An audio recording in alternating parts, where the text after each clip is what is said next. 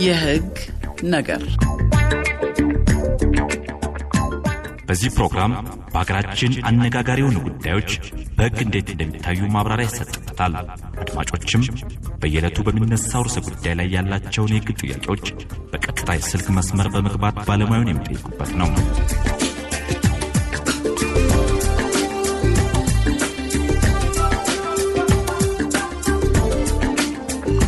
የህግ ነገር የህግ ነገር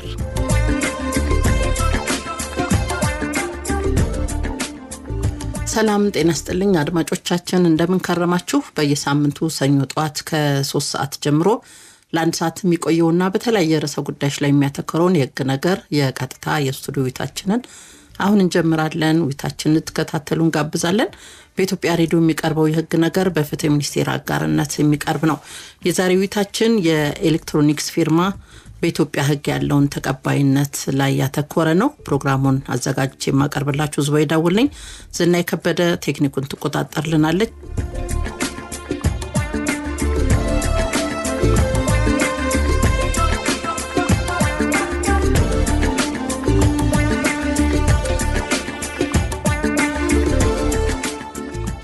በአሁኑ ወቅት ፈጣን የኢንፎርሜሽንና ኮሙኒኬሽን ቴክኖሎጂ እድገት በሁሉም የግንኙነት ዘርፎች ውስጥ እየጨመረ በመምጣቱ አብዛኞቹ የንግድ ግብይቶች በዲጂታል የግብይት መረብ ስርዓት ማዕቀፍ ውስጥ ይከናወናሉ።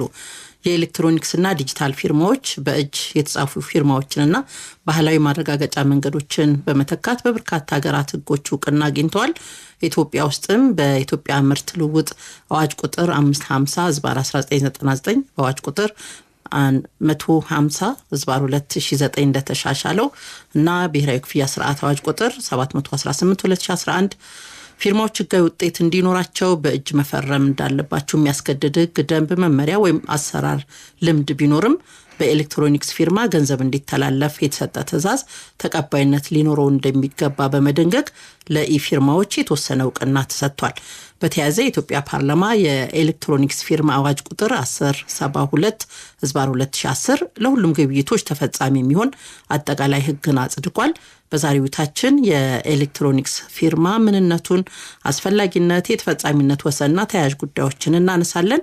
ባለሙያ ጋብዘናል። ባለሙያችን ወይዘሮ ሜሮን ብርሃኑ በፍትህ ሚኒስቴር በንቃተ ህግ ትምህርትና ስልጠና ዳይሬክቶሬት ከፍተኛ አቃቤ ህግ ናቸው። ስቱዲዮ ተገኝተዋል። ወይዘሮ ሜሮን አመሰግናለሁ ስለተገኙልን። እኔም አመሰግናለሁ። መጀመሪያ እንግዲህ ምንነቱን እናንሳ። የኤሌክትሮኒክስ ፊርማ ሲባል ምን ማለት ነው? ያው ከሌሎች ጋር ያለውን ልዩነትም በዛው ነው። እሺ አመሰግናለሁ። ያው አዲስ ኮንሰፕት ነው ወይም ደግሞ አዲስ ይዘት ያለው ነገር ነው። አዋጁ በግልጽ ትርጉም ሰጥቶት ነው የሚጀምረውና ኤሌክትሮኒክስ ፊርማ ምንድነው የሚለውን ካየን በኤሌክትሮኒክስ መልእክት ጋር የተያያዘ ጉዳይ ነው። ፈራሚውን መለየት፣ በመልእክቱ የተካተቱትን መረጃዎችና በፈራሚው የጸደቀውን ወይም ደግሞ ተቀባይነት ያገኘ መልእክት መሆኑን ለማመልከት ወይ ደግሞ ጥቅም ላይ የሚውል በኤሌክትሮኒክስ መልእክት ጋር የተለጠፈ ወይም ከመልእክቱ ጋር ምክንያታዊ በሆነ አካሄድ ተያይዞ የቀረበ መልእክት ወይም መረጃ ነው በሚል በግልጽ አዋጁ አንቀጽ 2 ንዑስ አንቀጽ 6 ላይ ደንግጎት እናገኛለን። አሁን እዚህ ላይ ኤሌክትሮኒክስ መልእክት የሚልን ትርጉም ሊያሻው የሚገባ ነገርም አለው። ምንድነው የኤሌክትሮኒክስ መልእክት ራሱ ምንድነው የሚባል ከሆነ ከኮምፒውተሮች ጋር የተገናኘ በኢሜይልም ሊሆን ይችላል፣ በሌሎች የማህበራዊ ድረገጾች ጋር ብዙ አይነት አሉ። አሁን ላይ በተለይ ከነሱ ጋር በተያያዘ መንገድ የተገኘ ወይም የተላከ ወይም የተቀበል ነው ወይም ደግሞ ያከማቸ ነው መረጃ ማለት ነው። ስለዚህ ይሄንን ኤሌክትሮኒክስ ፊርማዎችን በመጠቀም ለሌላ ሰው ስንልከው ኤሌክትሮኒክስ መልእክት ይባላል። የሚዳኘው ደግሞ በዚሁ በአዋጅ ቁጥር 1072/2010 ላይ በወጣው አዋጅ መሰረት ነው ማለት ነው። ስለዚህ ወደዚህ ስርዓት ውስጥ ለመግባት ተዋዋይ ወገኖች መጀመሪያ ፍቃደኛ መሆን አለባቸው። ከዛም ባለፈ ደግሞ ነፃ ሆነው በዚህ ስምምነት ውስጥ መግባት አለባቸው። ስለዚህ በግልጽ በዚህ ዲጂታል ፊርማ የሚባል አለ፣ በአዋጁም ተቀምጧል። በእነዚህ በኤሌክትሮኒክስ መልእክት፣ በኤሌክትሮኒክስ ፊርማ እና ዲጂታል ፊርማ ማለት የኤሌክትሮኒክስ ፊርማው አንዱ አካል ነው። ስለዚህ አንድ ትንሽ ቃሉ ወደ ኮምፒውተር ወደሚጠቀሙ ሰዎች ጋር ሊያጋድል ይችላልና በአዋጁ በግልጽ በተቀመጠው አኳኋን ልንገረው።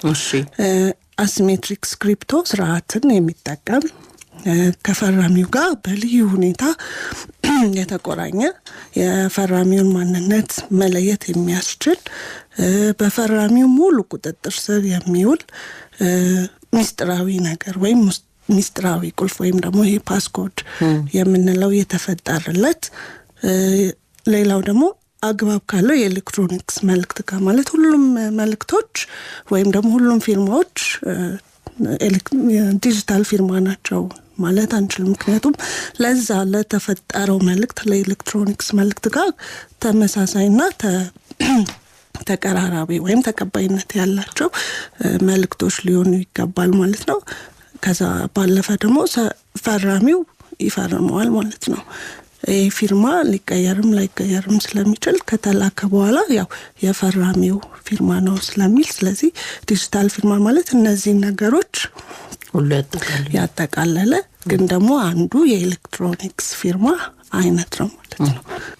እሺ ኤሌክትሮኒክስ ፊርማ እንግዲህ በሁለቱ ተዋዋዮች ወገኖች ፈቃደኛ መሆን ላይ የተመሰረተ መሆኑን ቀደም ሲል ጠቅሰሽልን ነበር ሚሮና፣ እንደው አስፈላጊነቱ ጥቅሙን እስቲኒ ምናልባት ከሌሎች የፊርማ ስርዓቶች አንፃር ምናልባት ለወንጀል የሚያጋልጡ ወይ ለተመሳሳይ አይነት ነገሮች አስጊ የሆኑ ከህግ አንፃር ሲታዩ ትንሽ አስጊ የሆኑ ነገሮችን ከመቆጣጠር አንፃር ምናልባት የራሱ የሆነ ጥቅም ካለው ያው አስፈላጊነቱ ለሆነ ነገር አስፈላጊ ስለሚሆን ነው በዛውም ልናየው እንችላለን። ግን በተለይ ደግሞ ጥቅሙን እንየው። በግልጽ በአዋጁም እንደተቀመጠው ቅድምም መግቢያሽ ላይ እንዳልሽው የኢንፎርሜሽን ዘመን ነው አሁን። ብዙ ነገሮች በቴክኖሎጂ የተደገፉ ናቸው። ግብይቶችም ከውጪም የምናደርጋቸው ሊሆኑ ይችላሉ። እዚህ ሀገር ውስጥም የሚደረጉ አብዛኛው ነገሮች ከቴክኖሎጂ ጋር የተያያዙ ናቸው። ስለዚህ አዋጁም አንዱ እንዲወጣ ያስፈለገበት ዋና ምክንያት ከዚህ ጋር አብሮ መሄድ የሚችል የህግ ማዕቀፍ ማበጀት ስላስፈለገ ነው። ስለዚህ እንትኖቻችንንም አገልግሎታችንን በዛ እናደርጋለን። መንግስትም የሚሰጣቸውን አገልግሎቶች አብዛኞቹ እንግዲህ ለምሳሌ ማንሳት ከተቻለ መሶብ የሚባል አለ። ሌሎች የትራንዛክሽን ላይ የምንጠቀምባቸው በጣም ብዙ የሆኑ የፕላትፎርሞች ተጠቅመዋል ብሏል ተመስርቷል። ስለዚህ አንደኛ እነዚህን አገልግሎቶች በአግባቡ ማግኘት እንድንችል በፊት ከነበረው አሰራር በወረቀት ላይ ብቻ የተፈረመ ፊርማ ይቅረብ ከሚባል ይልቅ በቴክኖሎጂ የተሻሻለ በኤሌክትሮኒክስ ፊርማ ተጠቅሞ መንግስትም ሆነ ሌላኛው ሰው አገልግሎቱን በስርዓት ማካሄድና ምቹ የሆነ የህግ ማዕቀፍ መፍጠር ስላስፈለገ ነው። ይህ ሲሆን ደግሞ ፊርማውም ህጋዊነቱን እውቅናን እየሰጠን ነው። የእጅ ፊርማ ብዙ ጊዜ ተመሳስሎም ሊፈረም ይችላል፣ ሊጠፋም ይችላል፣ ሊበላሽም ይችላል። ግን ይሄ ሲሆን ግን በኤሌክትሮኒክስ ፊርማ ግን ሲሆን ፍቃድ የተሰጠው አካል ስለሆነ ይህንን ነገር አገልግሎቱን መስጠት የሚችለው ተቀባይነቱም ከፍ ያለ ነው። እውቅናውም በህግ የተረጋገጠ ስለሆነ እኩል ተቀባይነት ከሌላው በወረቀት ላይ ከምንፈርመው ፊርማ በተጨማሪ እኩል ተቀባይነትን ህጉ አረጋግጧል ማለት ነው። አንዱ ይሄ ነው። ከዛ ባለፈ ጊዜንም ይቆጥብልናል። የግድ ሄደን የሆነ ቦታ ላይ ላንኖር እንችላለን። እዚህ ከተማ ላይ ከአንድ ቦታ ወደ አንድ ቦታ እየተዘዋወርን ልንሰራ እንችላለን እና የግድ በአካል ቀርበን ላንፈርም እንችልባቸው ሁኔታዎች አሉ። በውክልና የሚሰሩት ነገሮች እንዳሉ ነው። ግን ደግሞ በኤሌክትሮኒክስ ፊርማን ተጠቅመን ብንልክ ያንን መልእክት ጊዜያችንን፣ ገንዘባችንን፣ ወጫችንን ይቀንስልናል ማለት ነው። ከዛ ባለፈ ደግሞ ግልጽ የሆነ አሰራርንም ይዘረጋል። ምክንያቱም የሚታወቅ ነው ፍቃድ የተሰጠው አካል አለ ይህ ስራ የሚሰራ የፈረመው ሰው አለ ማንነቱ ሁሉ በግልጽ ይታወቃል። ስለዚህ ወደ ሌላ ብልሹ አሰራር የሚመራበትን ስርዓት ይቀንስልናል ማለት ነው። ከደህንነትም አንፃር ቅድም እንዳልነው ነው በአግባቡ ህግና እውቅና የተሰጠው ስለሆነ ከመጭበርበር ጋር ተያይዘው የሚመጡ አላስፈላጊ ጉዳቶችንም ሆነ ብልሹ አሰራሮችን የሚቀንስና ታማኝነትንም የሚጨምር አይነት የፊርማ ስርዓት ነው።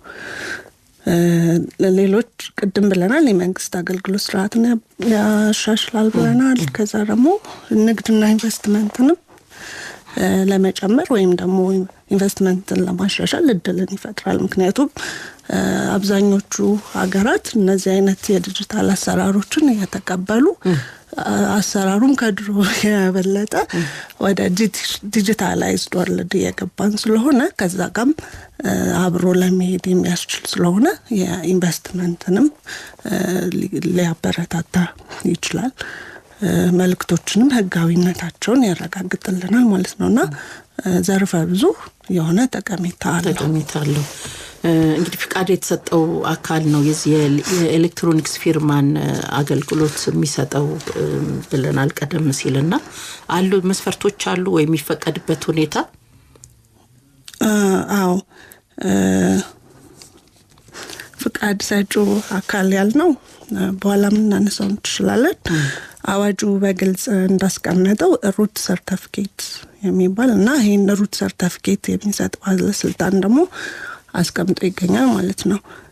ሩት ሰርቲፊኬት የሚሰጠው ምንድነው የደህንነት መስሪያ ቤት ነው። እሱ ነው የሚሰጠው የመረጃና ደህንነት ኦፊስ ነው የሚሰጠው። ከዛ ውጪ ይሄንን የሩት ሰርቲፊኬቱን የሚሰጥ ሌላ ድርጅት የለም። ስለዚህ በሱ ላይ ተመስርቶ ነው ሌሎቹ አገልግሎቱን መስጠት የሚችሉት ማለት ነው። ኢንሳ ወይም ደግሞ የኢንፎርሜሽን መረብ ደህንነት የሚባለው መስሪያ ቤት ነው ይሄን የሚሰጠውና ሲሰጥ ለምሳሌ ሰርቲፊኬቱን የጠየቀው ግለሰብ ከሆነ ወይም ደግሞ በኢትዮጵያ ውስጥ ያልተቋቋመ ተቋም ከሆነ ወይም ደግሞ በወንጀል የተፈረደበትና ወንጀሉም ቅጣቱ ከተፈጸመ በኋላ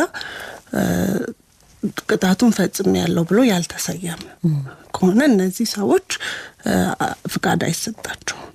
በግለሰብ ደረጃ አይሰጥም። በኢትዮጵያ ውስጥ ያልተቋቋመ ተቋም አይሰጠውም። በወንጀል የተፈረደበትም ሰው ደግሞ ይሄንን አገልግሎት መስጠት አይችልም ማለት ነው። ስለዚህ ሩት ሰርቲፊኬት ሰጪነትን ይሄን አገልግሎቱን ሰጪነትን ፈቃድ መስጠትና ሌሎች የአሰራር የአገልግሎት አሰጣጥ ስርዓቶችን የመቆጣጠር ታማኝነቱና አጠቃላይ ደህንነቱን የማረጋገጥ ኃላፊነት የተሰጠው ለኢንሳ ወይም ደግሞ ለኢንፎርሜሽን መረብ ደህንነት ስለሆነ እነዚህ ሶስቱ አካላት ፍቃድ ሲጠይቁ አይሰጣቸውም ማለት ወደ ሌላ ምርመራ ወይም ደግሞ ምንድነው የቀረበውን አቤቱታ ከመመርመር ቀድሞ እንደዚህ አይነት ሰዎች ከሆኑ ወይም ደግሞ ተቋም ከሆነ ቀድሞውንም ይሄ ፍቃድ አይሰጠውም ማለት ነው። ሩት ሰርቲፊኬት ግን ምን ማለት እንደሆነ እስቲ እናብራራው መጀመሪያ። ሩት ሰርቲፊኬት በግልጽ አዋጁ ላይ እንደተቀመጠው የሰርቲፊኬት ሰጪነትን ፈቃድ የመስጠት እንዲሁ ተዘዋዋሪ የሆነ ትርጉም ነው የሚሰጠው። የሰርቲፊኬት ሰጪዎችን አሰራርና አገልግሎት አሰራር የመቆጣጠር የክሪፕቶ ስርዓትን ታማኝነትና አጠቃላይ ደህንነት የማረጋገጥ እንዲሁም ደግሞ ሰርቲፊኬት ሰጪዎች ሊከተሏቸው የሚገቡ የአሰራር ስርዓቶችና ስታንዳርዶችን የማዘጋጀት ስልጣንና ተግባር የማከናወን በህግ ስልጣን የተሰጠው አካል ነው የሚለው። ስለዚህ ሩት ሰርቲፊኬት ማለት ዋናው ፈቃድ ሰጪ አካል የሆነው ሰው ድርጅት ሩት ሰርቲፊኬት ሰጪ ይባላል። ከዛ ደግሞ በኋላ ላይ አገልግሎቱን ከዛ ተቋም የሚወስዱ ደግሞ ሰርቲፊኬት ሰጪዎች ወይም ደግሞ አገልግሎት ሰጪዎች ተብለው ሊወሰዱ ይችላሉ። ዋና ቋቱ ያለው መረጃውን የሚሰጠው ፍቃዱን የሚሰጠው አገልግሎቱን የሚሰጠው የሚቆጣጠረውን አካል ነው ሩት ሰርቲፊኬት ሰጪ ብሎ አዋጁ ትርጉም ይሰጠው ማለት ነው።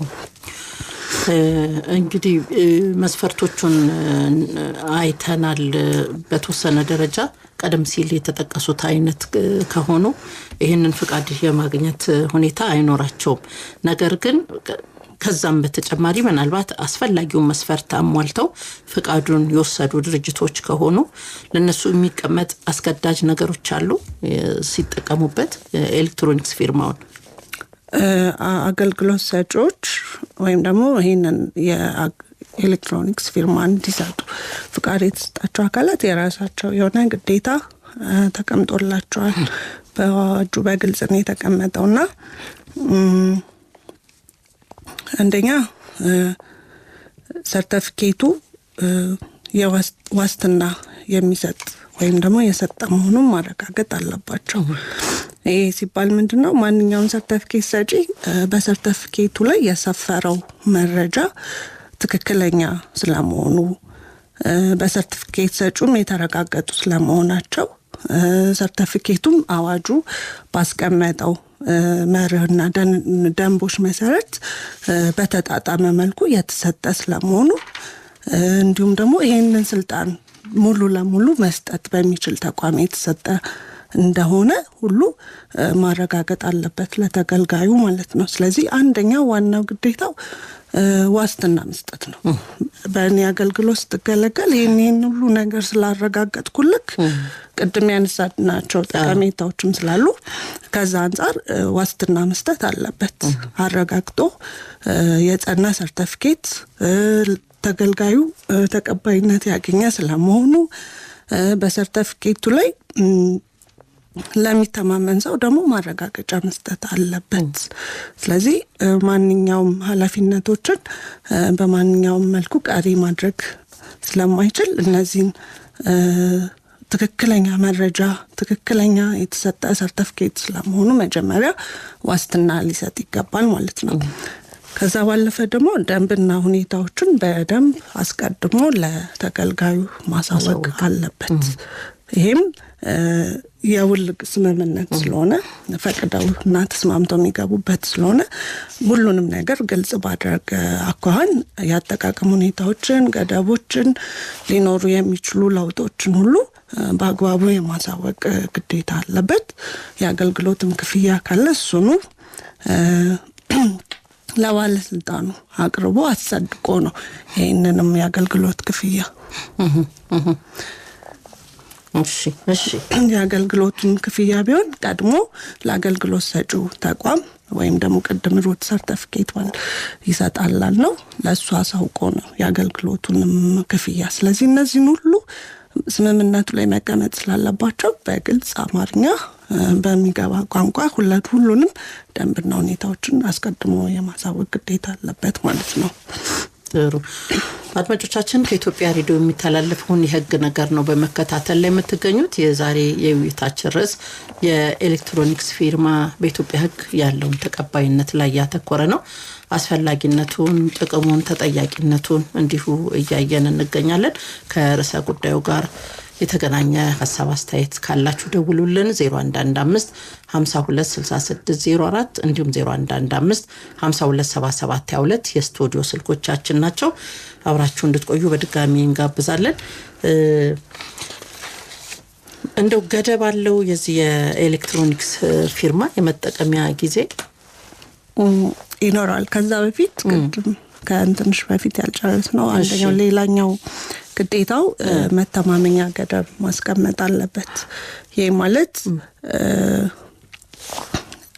ተጠያቂነትና ኃላፊነትን ከተቀመጠው በሁለቱ ስምምነት ከተቀመጠ የገንዘብ በላይ ለሚደርስ ጉዳት ምን አይነት መተማመኛ አለው የሚለውን የመተማመኛ ገደብ ማስቀመጥ አለበት ይላል። ይህም ሰርቲፊኬት ሰጪዎች ናቸው ይሄንን የሚወስዱት። ምንድነው በሚሰጠው ሰርቲፊኬት ላይ በግልጽ የመተማመኛ ገደብ የማስቀመጥ ግዴታ እንዳለበት ሆኖ በተለያዩ የመተማመኛ ገደብ ሊሰጥ ይችላል። ይሄም በግልጽ አዋጁ ላይ ባይቀመጥም ግን ደግሞ ይሄ የመተማመኛ ገደብ ገንዘብ ነው።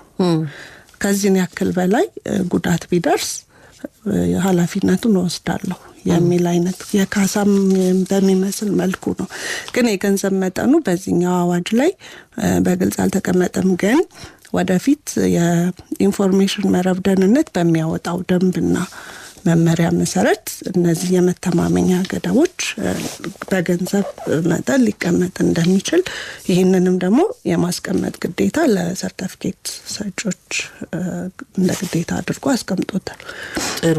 እስቲ አድማጮች መስመር ላይ ስላሉ የቀረውን ሀሳብ እንመለስበታለን። ከነስተን ዘበይዳ እንደምናነፈዱ ፈጣሪ ይመስገን። ክብሪት ባመመር እንዳልጊትነት ባላለው ከሰሜን ጎንደር አዳርካኝ ለሁሉ ሰናይ ተግባራችሁ ለታቢያው ለፕሮግራሙ ላንቺም ለእንግዳይ ማክብሮት ልባዊ ነው። ይሄ በሀገራችን በተለይ ከኤሌክትሮኒክስ ንግዱና በኢንፎርሜሽን ቴክኖሎጂ የታገዙ የመንግስት አገልግሎቶችን ለማበረታታት ምቹ የህግ ማዕቀፍ መፍጠር አስፈላጊ በመሆኑ ይመስለኛል የኤሌክትሮኒክስ መልእክት ልውውጥ ወይም ፊርማ በተመለከተ መስጠት ተችሏል ብዬ አስባለሁና እዚህ ላይ እንደው እንግዲህ የተሳታፊዎች መብትና ግዴታ በግልጽ ተደንግጓል ወይ? በአዋጁ በኤሌክትሮኒክስ መልእክት ልውውጥ ወቅትስ የተሳታፊዎች ማንነት፣ የመልእክቶች ትክክለኛነት እንዲሁም ደግሞ ይሄ አለመካካድን በማረጋገጥ መተማመን በሚያስችል የኤሌክትሮኒክስ ፊርማዎች ምን አይነት ህጋዊ እውቅና ተሰጥቷቸው ነው ያለው? ፋይዳቸው እስከምን ድረስ ነው?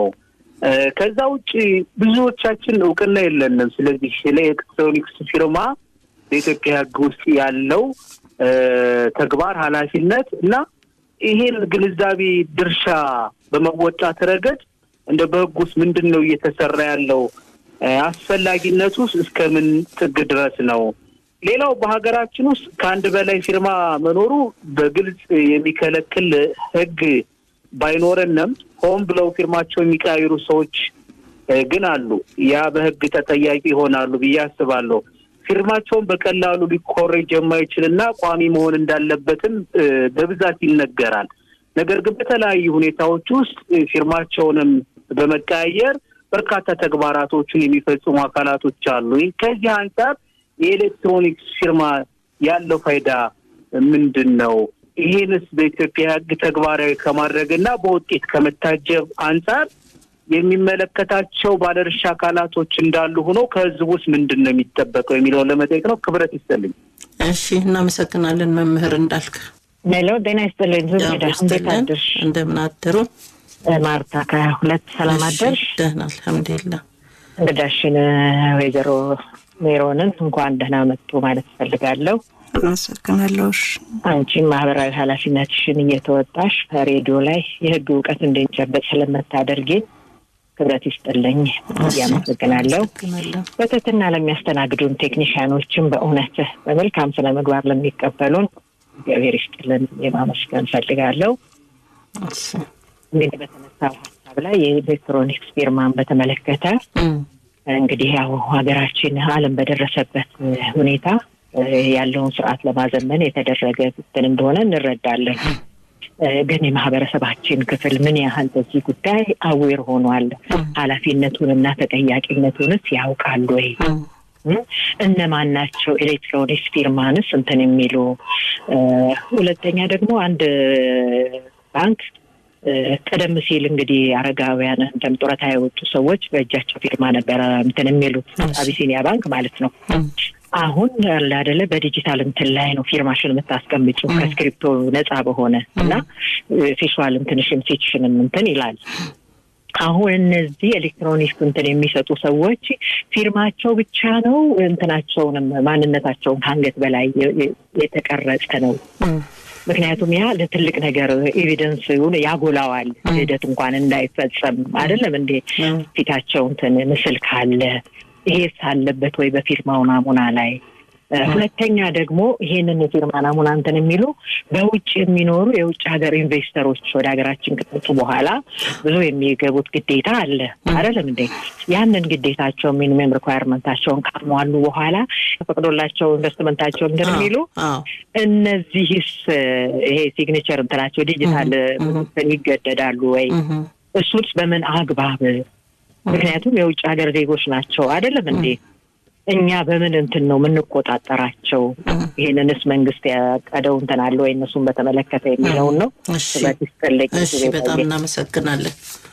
እግዚአብሔር ይመስገን። መምጣኔ ለኝ ከንሳሮ ወረዳ ለሚ እሺ ለሚዲያውም ላንቺም እንዲሁ ለእንግዳችንም የከበረ ሰላምታ ይድረስልን እያልኩኝ እሺ እናመሰግናለን። በነገራችን ላይ እኔ ብላይንድ ነኝና ለእንግዳችን ብዙ ጊዜ እኛ የሚያጋጥመንም ችግርም ስለሆነ ከዚህ ከፊርማ ጋር በተያያዘ መንገድ እሺ ይሄ ኤሌክትሮኒክስ ፊርማ መምጣቱ ከነ ችግሩም ቢሆን ጥሩ ነው የሚል እንትን አለኝ። ይሄ ምንድነው አሻራው ምንድነው በዚህ በገጽታ ያው ቶሎ ብለን እንትን ላይ ስለሚያስቀሩ ይሄ አንድ መላ ነው ከሞላ ጎደል በእኛና በባንኮች መካከል ያለውንም ያለ መተማመን መንፈስ እየቀነሰ የመጣበት ሁኔታ አለ። በፊት ሰው ካልያዛችሁ የሚል ጭቅጭቅ ነበረ። ዙቤዳ ምን ያህል ይሄን ነገር ታውቂዋለሽ አታውቂውም? አንድ ነገር ሆኖ ብዙ ጊዜ አይነ ስውራን የምንቸገርበት ነበረ።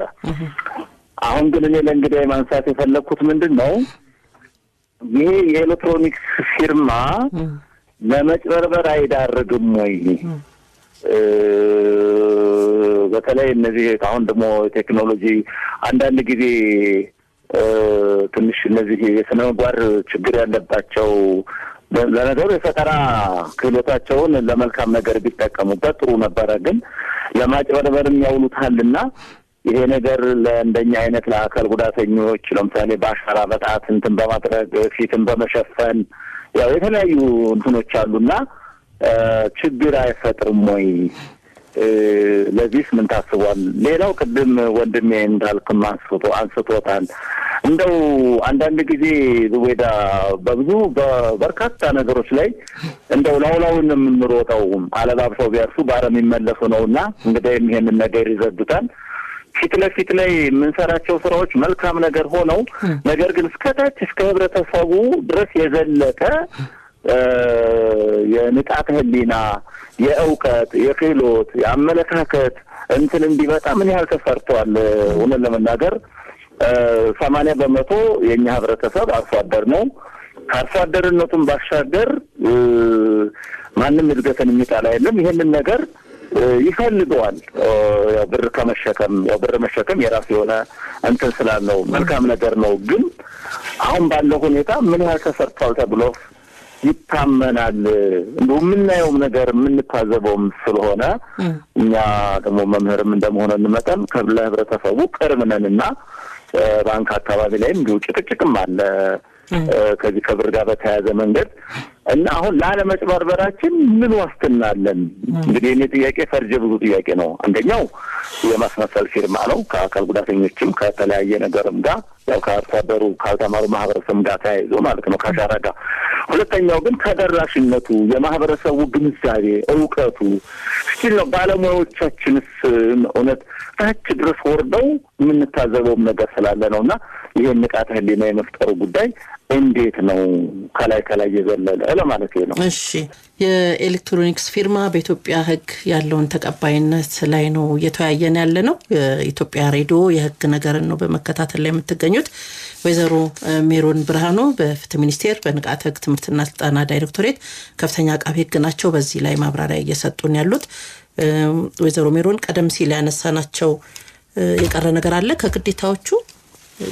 ግዴታዎቹን ጨርሰናል። ወደ ምን አይነት ገደብ አለው የሚለው ነው ያየነ የነበረውና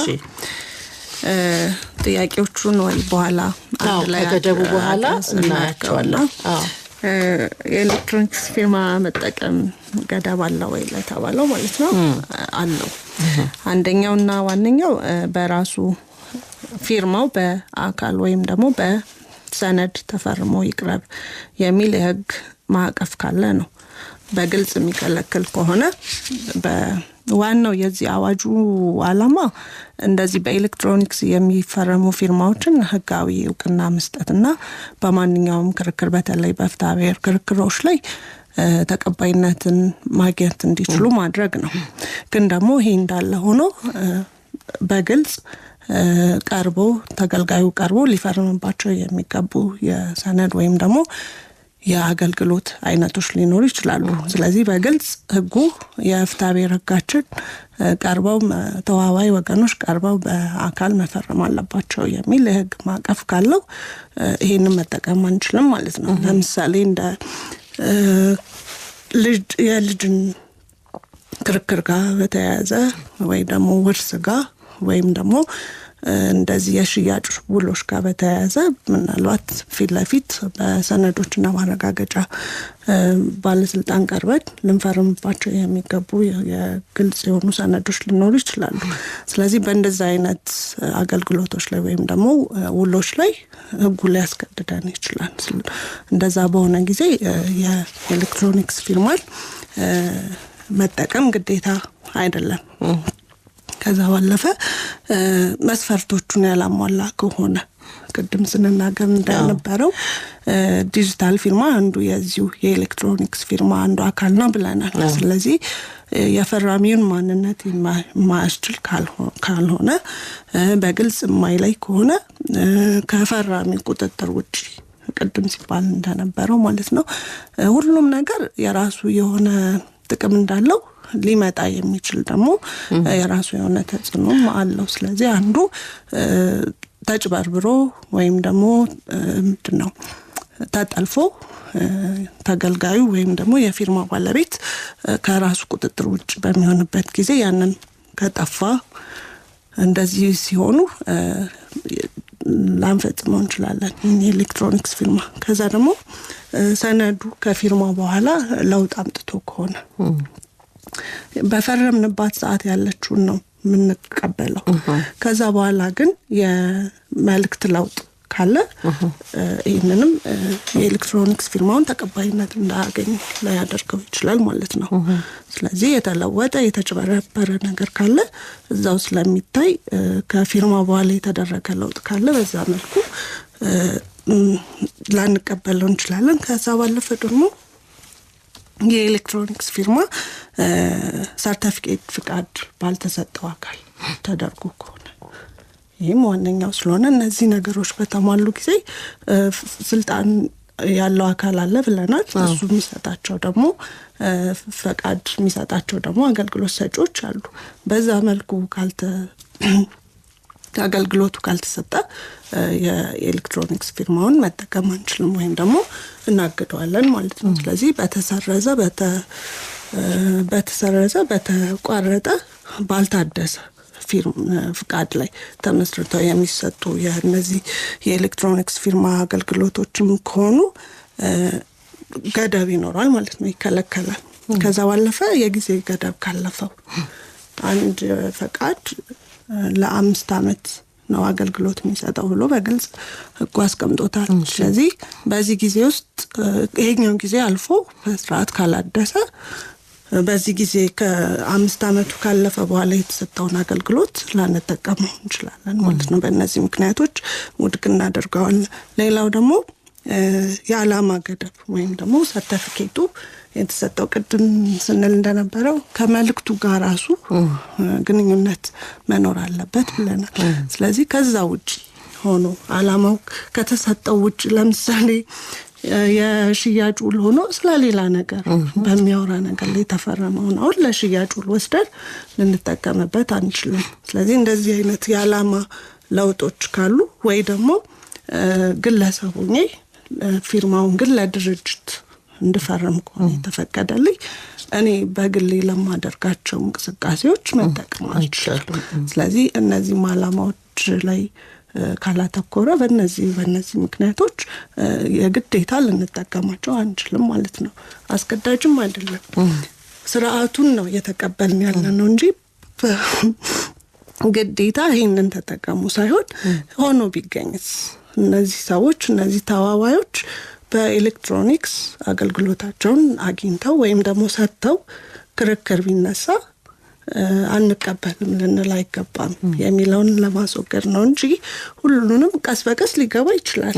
ግን አሁን ላይ በግድ አስገዳጅ የፈለገ በዚህኛው ያልፈለገ ደግሞ አሁንም ስለማያቋርጠው በቀርበን የምንፈርመው ፊርማ ስለማይሽረው የተሻለ አገልግሎትን እንዲሰጥ የሚያስችል ስርዓት ነው እንጂ ሁሉንም ሰው በግድ በእንትን አያስገባም፣ ወደ ኤሌክትሮኒክስ አያስገባም። ግን የተሻለ አማራጭ እየሰጠ ነው ያለው።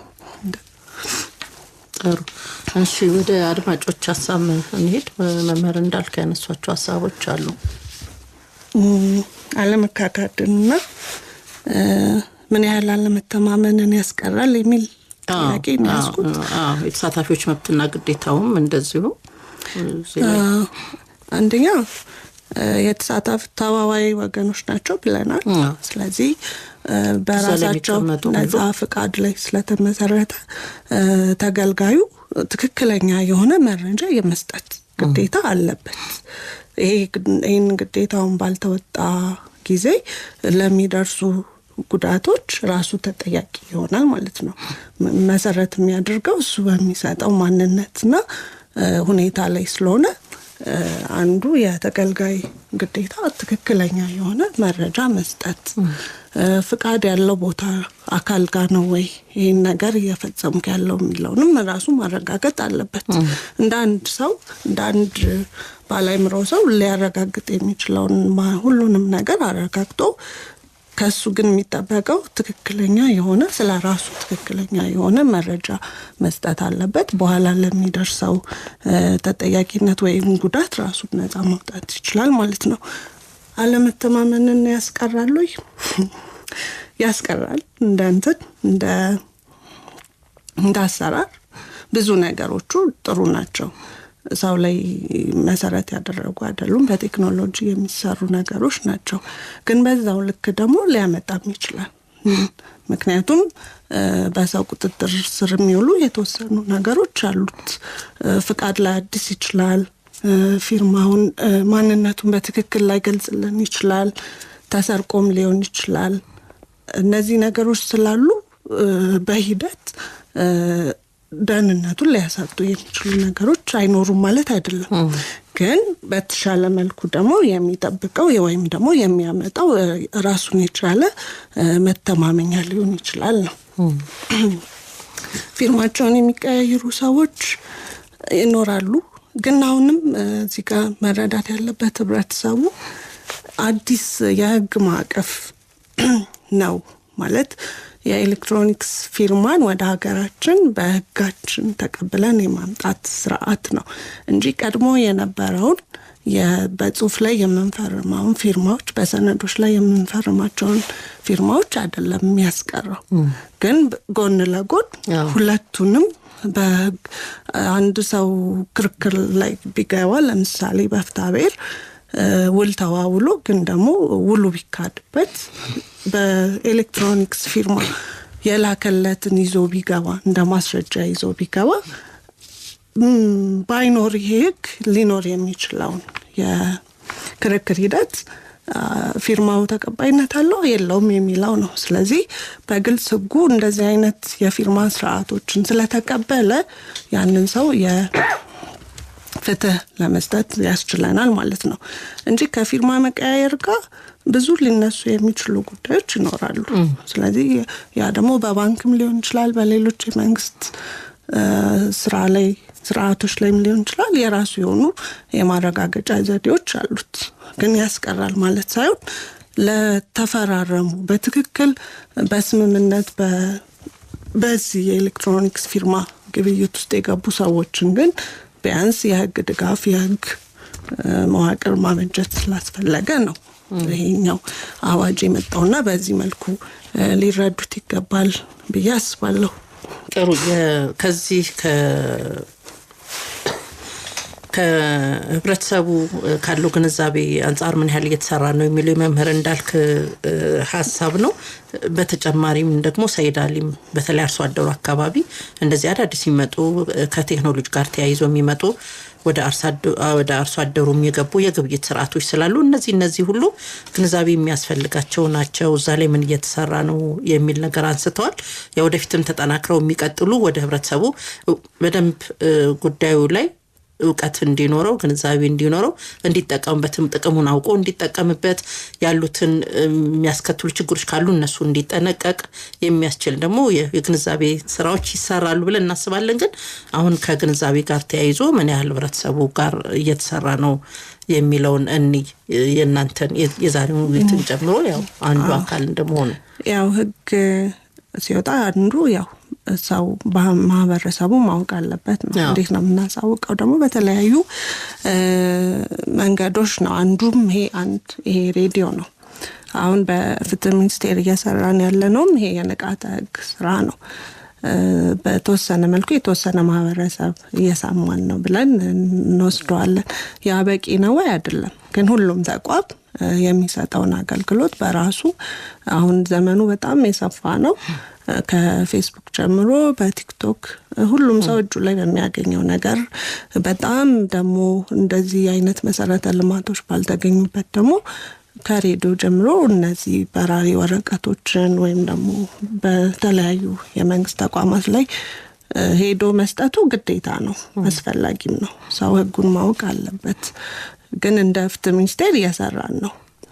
ሌላውም ደግሞ የራሱ የሆነ ባለድርሻ አካል እዛ ፍትህ ቢሮ ያሉትም ተመሳሳይ የሆነ የንቃተ ህግ መስጫ ፕሮግራም ስላላቸው በዛ እየተቀባበለ ሁሉም ጋር ተደራሽ ማድረግ አስፈላጊም ነው፣ ግዴታችንም ነው። ስለዚህ ተገቢ ጥያቄ ነው። እኛም የተቻለንን በዚህ ፕሮግራም ሆነ በሌሎች የድረገጾቻችን ላይ የሰጠን ስለሆነ መቀጠል አለበት ብዬ ነው የማስበው። ግንዛቤ ብቻ ሳይሆን ማርታ ከ22 ካነሳችሁም አንፃር ህብረተሰቡ ምን ያህል ያቃል ብቻ ሳይሆን ኃላፊነትና ተጠያቂነቱንም እንደዚሁ እግረ መንገዱ ይህንንም ግንዛቤ የሚያስላልበት በዚህ ላይ ነው። እንግዲህ ምን እየተሰራ ነው የሚል ጥያቄ ያነሱት ግንዛቤ መስጠት ብቻ ሳይሆን መብትና ግዴታውን ያለውን ተጠያቂነት ኃላፊነትም ጭምር አብሮ ከትምህርቱ ጋር የሚያያዝ ነው። ከአረጋውያን ፊርማ ጋር ማርታ ያነሳችው ነገር አለ። ምስልም አብሮ ነው የኤሌክትሮኒክስ ፊርማ ሲኖር የኤሌክትሮኒክስ ፊርማው ከዲጂታል ፊርማው ጋር ነው ብለናል አይደለ ቅድም። ስለዚህ ፊርማው ማንነቱን መለየት ይገባዋል ይላል። ሊኖረው ይችላል በግልጽ እዚህ ላይ ማንነቱን በሚገልጽ መልኩ ነው እንጂ የሚለው ፎቶ እንደዚህ አይልም። ግን ማንነት ሊገለጽ የሚችለው በፎቶ ነው፣ በአግባቡ መለየት በሚያስችል መልኩ። ከዛ ደግሞ በፈራሚው ሙሉ ቁጥጥር ስር ብቻ በሚሆን ለሱ ብቻ በሚሰጥ በሚስጥራዊ ቁልፍ አለ። በዛም አግባብ ሊስተናገድ ይገባል። ከዛ ባለፈ ደግሞ ፊርማው ካረፈ በኋላ ራሱ የተቀየሩ ነገሮች ካሉ ወደ አገልግሎት ከመግባት በፊት ያኛው ለውጥ መኖሩን ራሱ ቀድሞ መለየት አለበት። የኤሌክትሮኒክስ መልክቱ እነዚህ የተደረጉ ለውጦችን መለየት በሚያስችል መስፈርት ነው መቀመጥ ያለበት። ከዛ በኋላ ነው ኤሌክትሮኒክስ ፊርማው የሚኖረው። ስለዚህ የሚፈርመው ሰው በትክክል በዚህኛው ላይ ብቻ አይደለም፣ በማንኛውም ሰነዶቻችን ላይ ስንፈርም በትክክል እኛ ያልናቸው የተስማማንባቸው የተዋልንባቸው ጉዳዮች ስለመሆናቸው እስከ መጨረሻ ድረስ ማረጋገጥ ግዴታ ይኖርብናል። ሁሉንም ነገር ለሌላ ሰው ምንጥለው አይደለም። እኛ ላይ ኃላፊነትን ስለሚያመጣ ቅድም እንዳልነው ትክክለኛ ኢንፎርሜሽን ካልተሰጠ ለሚደርሰው ጉዳት ኃላፊነቱ ወደ እኔ ስለሚዞር በትክክል ፊርማዬን ከማስቀመጥ በፊት ምንም ያልተሻሻለ ያልተለወጠ ነገር ስለመኖሩ ማረጋገጥ አለብኝ። ስለዚህ በእኛም በኩል ያለው ኃላፊነት ይሄ ነው። ፊርማው ግን ዞሮ ቅድምም እንዳልኩት በአሻራ የሚፈርሙ ሰዎች ይኖራሉ። እሱን ለመቀየር አይደለም የመጣው ተጨማሪ የሆኑ አማራጮችን የህግ ማዕቀፍ ከመስጠት ጋር ስለሆነ የድሮ አሰራሮችን ሁሉ የሚቀይር ነው ማለት አይደለም። ከዚህ አንፃር ቢታይ ጥሩ ነው። አንድ ማለት ከውጭ ኢንቨስተሮች ጋር ማርታ ያነሱት ሐሳብም አለ ከውጭ ሀገር ዜጎች ጋር ይሄ የኤሌክትሮኒክስ ፊርማ ይፈቀድላቸዋል ምናልባት በምን አግባብ ነው ሌሎች የሚያስጠይቁ የህግ ተጠያቂነት ነገሮች ካሉ በኋላ ለመጠየቅስ ያስችላል ወይ ምናልባት ለሀገር ውስጥ ፈራሚዎች ነው ወይስ ደግሞ ኢንቨስተሮች እዚህ ሀገር በሚሰጡት አገልግሎት የዚህ የኤሌክትሮኒክስ ፊርማን እንዲጠቀሙበት ፍቃድ አላቸው ወይ በኋላ ላይ ያው ተጠያቂነቱ አብሮ ስለሚመጣ እውነት ነው በግልጽ የውጭ ሀገር የሚሰጥ ሰርቲፊኬትን ድንጋጌው በግልጽ እንትን ሰጥቶታል እውቅና ሰጥቶታል ይሄም በውጭ ሀገር አግባብ ባለው በተመሳሳይ አካል ማለት ነው ፈቃድ መስጠት በሚችልና ወይም ደግሞ እውቅና በተሰጠው ሰርቲፊኬት ሰጪ ከሆነ እነዚህ በእኛ ሀገር የወጡትን በዚህ አዋጅ የወጡትን ደንቦችና መስፈርቶች ማሟላት የሚችል የመተማመኛ ገደቦችን በካሟላ በዚህ በእኛ ሀገር በሩት ሰርቲፊኬት ባለስልጣን በተመሳሳይ እውቅና ሊሰጠው ይችላል ብሎ በግልጽ አስቀምጦታል ማለት ነው። ስለዚህ እዛ ሀገር ሆነው ውጭ ሀገር ሆነው እንደዚህ አይነት የሰርቲፊኬት እውቅና የሚሰጡ ከሆነ በተመሳሳይ የነሱ የህግ ማዕቀፍ በእነሱ የተሰጠው ሰርቲፊኬት እንዳለው ነው ግን ከኛ ሀገር አንፃር ደግሞ በእኛ ልንሰጠው በምንችለው አግባብ መመሪያዎችና ሁኔታዎች ጋር የማይቃረን ከሆነ ለዚህ ሀገር ደግሞ እውቅና ሊሰጠውና ሰርቲፊኬት ሊሰጠው እንደሚችል በግልጽ አስቀምጦታል። ስለዚህ ከኛ ሀገር ከተሰጡት የሰርቲፊኬት ጋር እኩል የሆነ የህግ እውቅና እንዳለው በግልጽ አዋጁ አስቀምጧል ማለት ነው። በኋላ ላይ ለሚፈጠሩ ነገር በዚህ በህግና በአዋጁ መሰረት ተጠያቂነት ይኖራል ማለት ነው። ግን በእኛው ሀገር መመሪያና ስራ መሰረት መሰጣቱን መጀመሪያ ማረጋገጥ አለብን። መመር እንዳልክ ከእንሳሮ ወረዳ ከነሱት ውስጥ በተለይ ኤሌክትሮኒክስ ፊርማ ያው መምጣቱ አሁን ካለው ቴክኖሎጂ ጋር በጣም ጠቃሚ ነው ይሄም ምን እንቀበለው ነው ነገር ግን እንደው ለማጭበርበር የቀረበ አይሆንም ወይ ምናልባት ይሄንን ለማስቀረትስ ምን የታሰበ ነገር አለ አብሮ እንግዲህ ኤሌክትሮኒክስ ፊርማው ሲፈቀድ መብትና ኃላፊነት ግዴታዎች ሲቀመጡ ከዛው ጋር ደግሞ እንደዚህ አይነት ነገሮች ሲፈጠሩ ያለውን ተጠያቂነት ያውንም በተለይ ከኤሌክትሮኒክስ ፊርማ ጋር ያለውን ተጠያቂነት ቀጣይ አነሳዋለሁ በያስኩት ሐሳብ ነበርና የሳቸውን ሐሳብ ከዚህ ጋር ያይዘን እንሂድና ያው ተደራሽነቱንም አንስተዋል ባለሙያዎች ውስጥ በቂ ባለሙያዎች አሉ ከዚህ ጋር የተያያዘ የሚል ሐሳብ አንስተዋል። ቅድም እንዳልነው ነው የአንድ ነገር ሲኖር አብሮ የሆነ ነገር ሊኖር እንደሚችል ግልጽ ነው ግን የትኛውን አብልጠን ከዛ ደግሞ በምን መልኩ አሻሽለናው እንሂድ ነው። ስለዚህ አዋጁ በግልጽ ከዚህ ከኤሌክትሮኒክስ ፊርማ ጋር ተያይዞ የሚኖሩ ተጠያቂነቶችን በግልጽ አስቀምጧል። ከዛም ባለፈ ደግሞ ፍቃድን ሁሉ ሊሰርዝ የሚችልባቸው ሁኔታዎች አሉ። ከነዛ ውስጥ አንዱ የአዋጁን ደንቦችና መመሪያዎች የማይከተሉ ሲሆን ያ ማለት ከኤሌክትሮኒክስ ፊርማ አሰጣጥ ጀምሮ አላማውን ሙሉ ማን የሰጠው የሚለውን ሁሉ አብሮ ማሄድ ከሆነ ይሄኛው አንዱ ፈቃዱ ሊሰርዝ የሚችልበት ሁኔታ እንዳለ በግልጽ አስቀምጧል። ከዛ ደግሞ የተሰጠው ፍቃድ ወይም ደግሞ የአገልግሎቱን ሰጪው አካል ፍቃዱን ያገኘው በሐሰተኛ መረጃ ላይ ተመስርቶ ከሆነ ይሄ ተረጋግጦ ከሆነ ከተሰጠም በኋላ ደግሞ አላማውንና ተግባሩን በሚጻረር መልኩ እየሰራ ከሆነ ቅድም እንዳልነው ማጭበርበሩ ምኑ እዚህ ውስጥ ሊካተት ይችላል። ከተሰጠው አላማ ውጪ ተግባሩን እያካሄደ ካለ ይሄም ፍቃዱን እንዲሰረዝ ምልክት ወይም ደግሞ ምክንያት ሊሆን ይችላል። ሰርቲፊኬት ሰጪ ደግሞ በንግድ ስራ ላይ የተሰማራ ሆኖ ነገር ግን የንግድ ፍቃዱ የተሰረዘበት ከሆነ ይሄንንም ፍቃዱን እንዲያገኝ ወይም ደግሞ ፍቃድ ሰጪውን ፍቃዱ ሊሰርዝ እንደሚችል በግልጽ አስቀምጧል። ቅድም እንዳልነው ፍቃዱ የተሰጠበት ጊዜ አብቅቶ ከዛ በኋላ አገልግሎት እየሰጠ ከሆነ ይሄ ማጭበርበር ነው። ምክንያቱም ያለ ፈቃድ ይህንን ስራ መስራት አይቻልም። ስለዚህ ከተሰጠው ጊዜ በላይ እየሰራ ከሆነ ሳያድስ ይህም አንዱ ፍቃዱን ሊያሰርዝ የሚችልበት ነው። ፍቃድ ሰጪው ደግሞ ከከሰረ ወይም ከፈረሰ ስለዚህ አገልግሎት የሚሰጥ ስለሌለ በሱ ስም የሚደረግ ነገር ሁሉ ህገወጥ እና ማጭበርበር ስለሆነ ይሄም ፈቃዱን መሰረዝ ሊያመጣ ይችላል።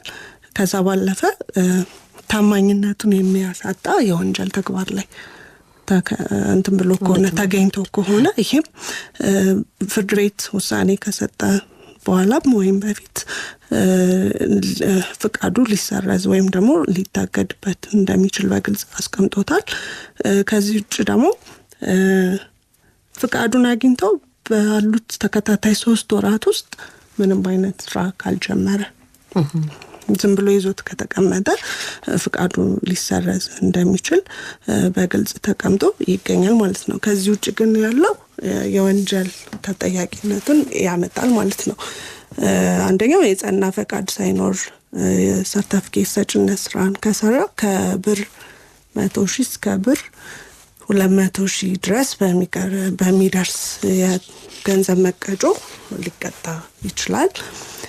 ወይም ደግሞ በተሰረዘ አገልግሎት ዘመኑ ባበቃ የሰርቲፊኬት ሰጭነት ፈቃድ የሰራ እንደሆነ ደግሞ ይህም በተመሳሳይ ከ100,000 እስከ 200,000 ብር በሚደርስ የገንዘብ ቅጣት ሊያስቀጣው እንደሚችል ተደንግጓል። ሰርቲፊኬቱ ግን ታግዶ ወይም ደግሞ በጊዜ የታገደበት ምክንያት አስተካክሎ ሳይመጣ በዛ ጊዜ ውስጥ ስራዎችን የሰራ እንደሆነ ከ50,000 እስከ 150,000 ብር ቅጣትን አስቀምጧል። ከዛ ባለፈ በሩት ሰርቲፊኬት ሰጪ ባለስልጣኑ እውቅና ያልተሰጣቸው የሚስጥር ምርቶችን የተጠቀመ ወይም ደግሞ ያመረተ እንደሆነ ከ50,000 እስከ 150,000 ብር ሊቀጣ እንደሚችል አስቀምጧል። ከዛ ባለፈ ዲጂታል ፊርማን በመፍጠር ቅድም አሁን ማጭበርበር ጋር ተያይዞ ብዙ ሰው ሲያነሳ የነበረው ማለት ነው። ዲጂታል ፊርማን በመፍጠር ማለት የሌላን ሰው ማንነት መፍጠር ማለት ነው። ፊርማውንም ማንነቱንም ሊሆን ይችላል። ይህንን በመፍጠር ጥቅም ላይ እንዲውል ያደረገ ከሆነ ወይም ደግሞ መልክቶቹን የለወጠ እንደሆነ ወይም ለመፍታት ኢቭን ለአንድ ሰው የተላከው መልክት ራሱ ለመፍታት በመሞከር ጥቅም ላይ እንዲውል ያደረገ ከሆነ የዲጂታል ፊርማ ሚስጥራዊነትን ቁልፍ የያዘውን ቅጁን ለሌላ ሰው የሰጠው ወይም ደግሞ ለራሱ ያስቀረ ከሆነ ከ40,000 እስከ 100,000 ብር በሚደርስ መቀጮ እንደሚቀጣ አስቀምጧል። ከዛ በተጨማሪ ደግሞ ሰርቲፊኬት ከመስጠት ጋር ከማገድ ጋር ከመሰረዝ ጋር የሚሰጠውን አገልግሎት በተመለከተ ለ2 ዓመት የማቆየት ግዴታ አለባቸውና ይህን 2 ዓመት ያልተወጡ ሰዎች ከሆኑ ወይም ደግሞ አገልግሎት ሰጪ ከሆነ ከ50,000 እስከ 150,000 ብር ድረስ በሚደርስ የገንዘብ መቀጮ ሊቀጣ ይችላል። በታገደና በተሰረዘ ፍቃዱ በታገደና በተሰረዘ የሰርቲፊኬት የተጠቀመ ተገልጋይ ነው የሚለው ተገልጋይ ሲሆን ከ20,000 እስከ 50,000 ብር የሚደርስ ቅጣት ይቀጣበታል። አሁን ወደ ተገልጋይ መጣ። ከዛ ደግሞ ፍቃዱን ስምምነቱን በሚፈጽም ጊዜ ትክክለኛ ያልሆነ መረጃ ሊከሰተ እሱም ቢሆን ከብር 20,000 እስከ ብር 50,000 ድረስ ሊቀጣ እንደሚችል አስቀምጧል። ስለዚህ አገልግሎት ሰጪዎች የተቀመጠባቸው አሉ። ተገልጋይ ደግሞ እንደ ተገልጋይ ራሱ ሊያረጋግጣቸው የሚችል ነገር በሚደርስ ጉዳት ላይ አንድም ጉዳቱን አይካስም፣ ሁለት ደግሞ የራሱ የሆነ የገንዘብ መቀጮ ተጠያቂነትን ያመጣል ማለት ነው። ጥሩ የአድማጮቻችን ሀሳብ ያስቀረነው ያለ አይመስለኝም። ምናልባት የባለሙያዎች በቂ ባለሙያዎች አሉ ይሄንን የሚሰሩ ተደራሽነትስ የሚል ሀሳብ የመምህር ዳንኤል ሀሳብ አለች። እሷን ማጠቃለያ እናርጋት። እሺ ያው ምንድነው የሚሆነው ውስንነቶች ሊኖሩ ይችላሉ። ከቴክኖሎጂ መዋቅሩ አንጻርም ከንቃተ ህጉም ከዛ ደግሞ እስካሁን ጠያቂዎቻችን ሲያነሱ የነበረው የደህንነት ፍርሃት ከዛ አልፎ ደግሞ የተቋማት ዝግጁነት እጥረት ሊከሰት ይችላል። ግን ደግሞ ያው በአግባቡ የተቋቋመ ተቋም ስለሆነ በራሱን የቻለ ባለሙያዎችን መድቦ ይሄንን ስራ ያሰራል ብለን ነው ግምት የምንወስደው። ስለዚህ ከዛ አንጻር እስካሁን እኔ በማቀው ልክ የማቀው የሰው ኃይል እጥረት አለ ብዬ አላምንም። ካለም ደግሞ ያው ተቋሙ ያየ ትክክለኛና አግባብ የሆነ የሰው ኃይል ይመድባል ብዬ አስባለሁ። ከዛ ባለፈ በተቻለው መጠን ህብረተሰቡ አዲስ ህጎችን ሲወጡ ለኔስ ምን አለው ምን ይመለከተኛል የሚለውን ሁሉንም ሰው ላናዳርስ እንችላለን። ግን እጆቻችን ላይ ያሉት ስልኮች ብዙ ፕላትፎርሞች ስላሏቸው ጊዜያቸውን ወስደው ለኔ ምን አለው ይሄ ህግ የሚለውን ማየት ቢችሉ ራሳቸውን ማብቃት ቢችሉ እና የህግ እውቀት ማህደራቸውን ያሰፉ ላለው ጥሩ የኤሌክትሮኒክስ ፊርማ አማራጭ የፊርማ ስርዓት እንጂ ሌላውን የሚቀይር ወይ የሚገድብ እንዳልሆነ በዚሁ አጋጣሚ እንነግራለን አይደል? አማራጭ እንዲሆን ተብሎ የታሰበ ነው። አመሰግናለሁ ወይዘሮ ሚሮን ብርሃኑ በፍትህ ሚኒስቴር በንቃተ ህግ ትምህርትና ስልጠና ዳይሬክቶሬት ከፍተኛ አቃቤ ህግ ናቸው። ስቱዲዮ ተገኝተው ማብራሪያ ሰጥተውናል።